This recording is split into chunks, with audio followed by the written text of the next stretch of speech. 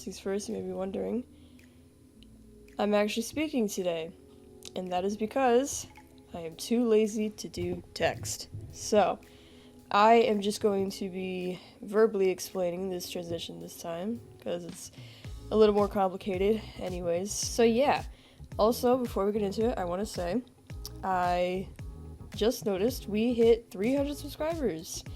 So thank you so much for that. I really am so taken back by the support I've got on this channel. I really didn't think that a bunch of silly tutorials and little edits was gonna get me that far, especially on this platform.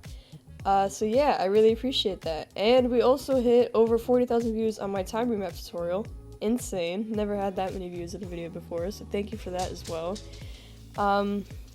So yeah, just wanted to say my thanks. Let's just get right into this tutorial. So, you got Polaroid photo frame, a heart, and your 2 pictures. Or just 1 picture, but I think it looks better with 2. Mine has a white background on it, which obviously I don't want. So, you could just go ahead and mask that out. You can use the pen tool to do it. Personally, I like to roto brush. It's a little easier. I know AE can crash a lot when it comes to roto brushing, so your AE might not be able to handle it, but mine does, so I'm gonna roto brush because it's easier. You got your masked out heart. Just go ahead and pre-compose that. And now, first thing we're gonna want to do, I'm also gonna go ahead and make the background of this white so that it's a little better. Okay, we are going to go ahead and we are going to attach a null object to this heart.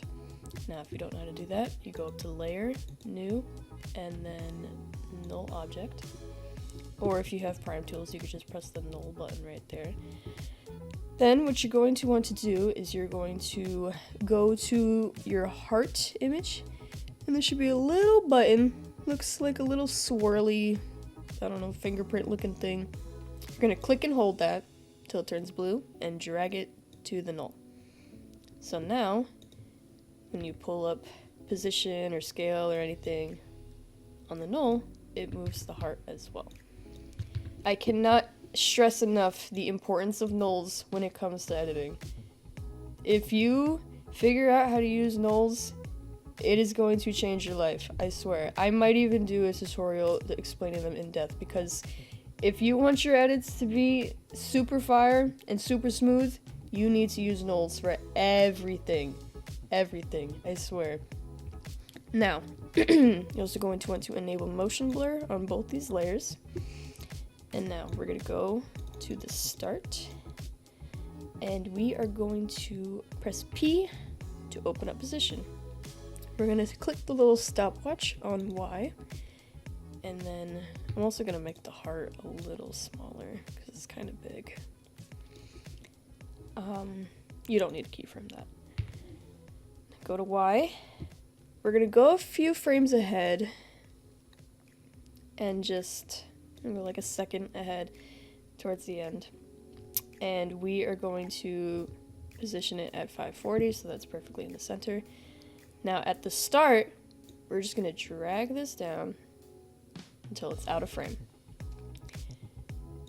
Then we're going to go ahead, we're going to select both keyframes, and you're going to easy ease them. You can either press F9, or you can go to keyframe assistant, or right click, go to keyframe assistant, and then easy ease. Now, once you do that, we're going to go ahead, open the graph editor. You're going to select the position, and you're just going to drag it down like this. Just make a little graph, kind of like that. You can make it a little sharper if you want. That's pretty much it for making it rise up from the bottom. Looks pretty nice, right? Now, we're going to take it a little step further. We are now going to enable 3D on these layers. So then what you're going to want to do is you're going to press R to pull up the rotation. I believe it is the Y rotation. Yes, okay, so we are going to be keyframing the Y rotation. So keyframe it at the start at 0, go to the end. We just want it to flip all the way around just like that, so that it looks like it turned around and the pictures are behind it, like in the example. So we're gonna easy ease those again. This time we're gonna do a bit of a different graph. We're gonna go like towards the middle, wherever your B is, the next B is at, and we're gonna do what's called a mid graph. So just do a graph sort of like this, pretty simple. And now you see it spins right at the middle instead of at the start. Just makes it a little smoother. We could also take this a step further. We can do the same with the scale a bit if we want the heart to get a little bigger, like so. And then we could do a mid graph there as well.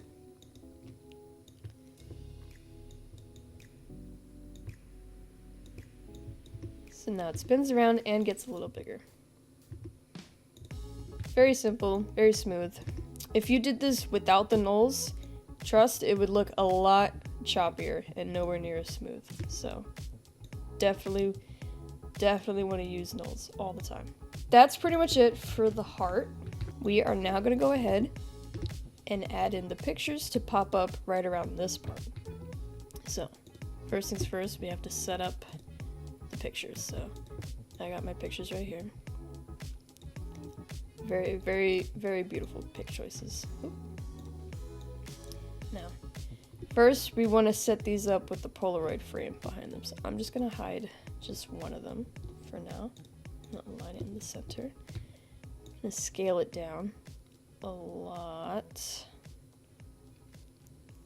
because we don't want the picture to be too much bigger than the heart, so you can still see it. So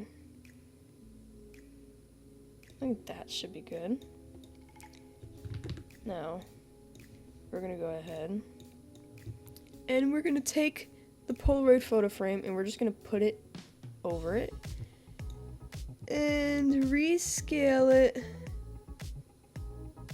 until it's about the same size. You may need to move the picture around a bit so that it fits in the frame how you want it to. And don't worry if some of it sticks out at the top.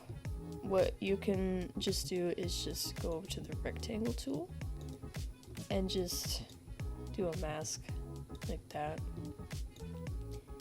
Pretty simple stuff. Now, you are just going to want to pre-compose that together. If you don't know how to pre-compose, if you use Prime Tools, you can press that button there, or I believe the command was Control-Alt-C? Control-Shift-C? Control-Shift-C, that's what it is. I've been using AE 3 years and I don't remember the key one. That's okay. Control-Shift-C. That is how you can pre-compose. So, now if I move this, it's together. So, we have our Polaroid. Now just do the same for the other picture. I'm gonna go ahead and do that real quick.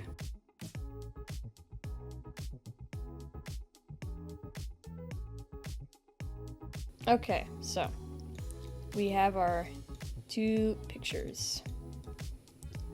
Very simple stuff. Now, we're gonna go ahead and just grab one of them. We're gonna enable motion blur on both of these.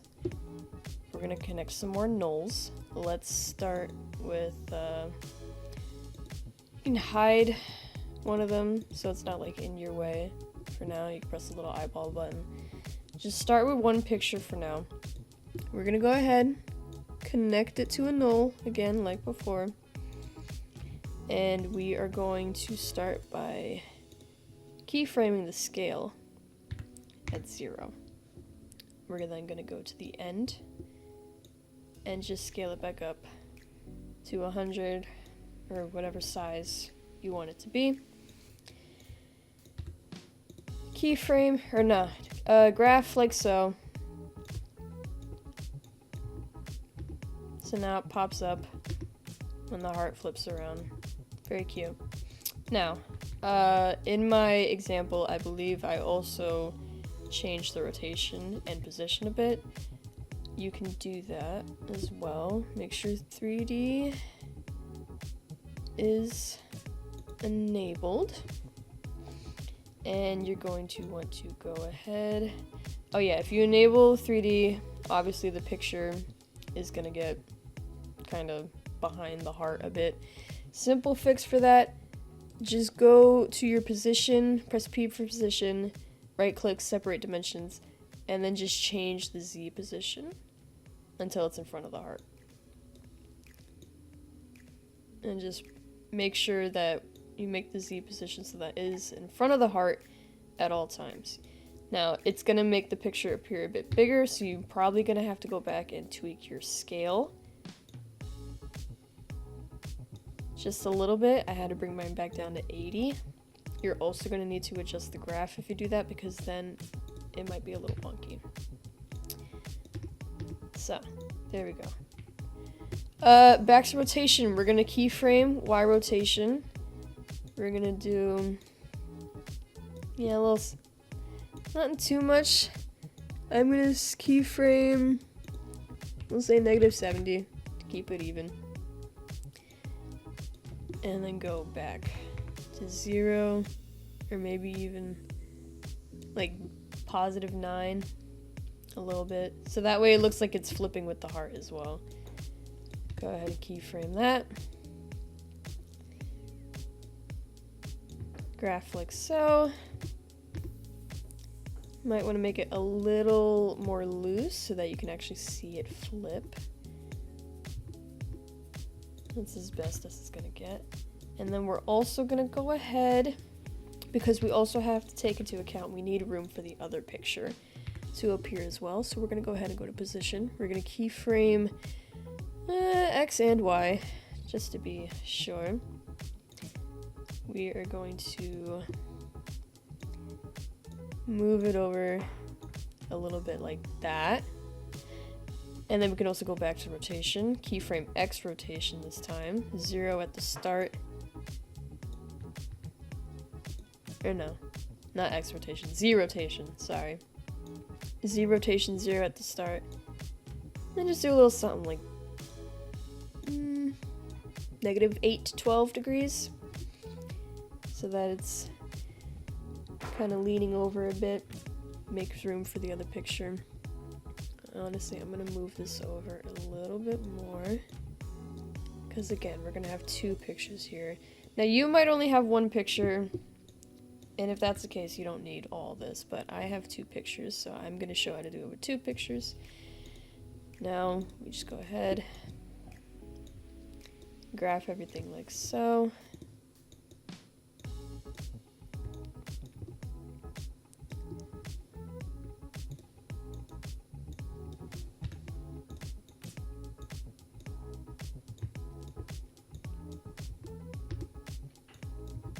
That looks pretty good to me.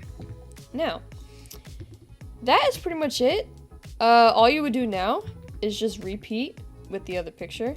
We can just go ahead and pre-compose these together so that it's less layers in your timeline and less clutter to look at.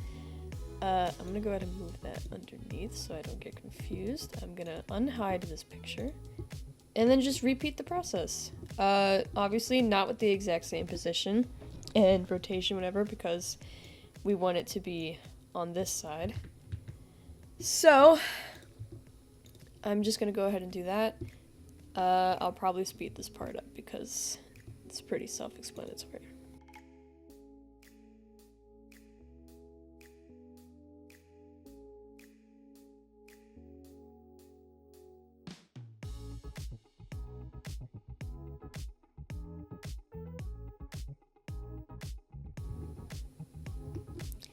And that is pretty much it. If you did everything correctly, it should look something like this.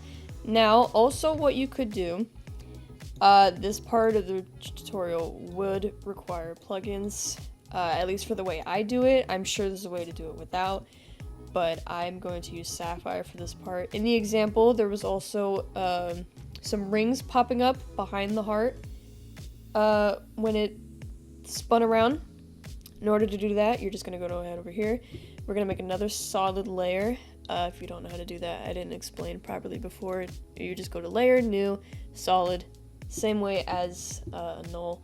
We're gonna pick a color for it. Let's go with a shade of pink, a lighter pink, to match the heart. I guess that's good enough just for the tutorial. I'm not gonna be a stickler about it. Alright, so, and we're gonna go ahead and apply S, wipe, rings was the effect that I use. Now, you may be wondering how the heck I just searched that up. That is a other plugin I have called FX Console. You're probably not going to have that. You would probably have an effects and presets panel over here. If you don't have that, you can go to Window and Effects and Presets, and then just search S-Wipe Rings there if you have Sapphire. If you don't have Sapphire, it's not going to be there. Also, if you need help finding softwares like these or plugins, you can always reach out to me on Discord or ask in the comments. I will do my best to help you get those plugins. Now, we have S-Wipe Rings. We're going to change it from wipe off to background to wipe on from background. We're going to keyframe wipe %. 0% at the start, and then just make this to however thick you want the rings to be. If you want them to be super thick, go higher up. If you want them to be a little thin, go like 15%. Keyframe that. Now, obviously it looks stupid right now. That's because we also need to keyframe the frequency. You can leave it at 4 at the start, and then just make it a little lower. 2.1 sounds good. And then just keyframe like so. And there you have it. You can enable motion blur on the layer as well, so that looks a little better. And there you go. That is pretty much everything I did in this transition. If you want, you could also throw on some drop shadow on the photos, or the heart too, I guess, if you want. Yeah, that looks good. These are the drop shadow settings that I would most likely use. Nothing too crazy. Now, that is pretty much it for this tutorial. If you have any questions or are confused on anything, ask in the comments, or honestly, I'm more likely to see if you reach out to me directly on Discord. I will try to give as much assistance and editing help as I can, but I'm very new to this teaching thing, as you could probably see from how often I mess things up just from this alone. I'm doing my best, but yeah, for any questions, hit me up on Discord. I'll link my username in the description, or I'll put it on screen here right now. But yeah, that is pretty much it. Thank you so much for watching, and thank you guys so much again for 300 subscribers. Really, really, really appreciate that a lot. It's very cool to see that my editing tutorials and my edits I post here in general reach so many of you guys. It's awesome. So yeah, I will try my best to post again soon. I know my posting schedule is not consistent at all, but life is just kind of crazy. Bear with me. I'll try to get another tutorial out for you guys soon. Maybe I'll go more in depth on explaining nulls, like I said before. But yeah, I will see you guys all in the next one. Take care.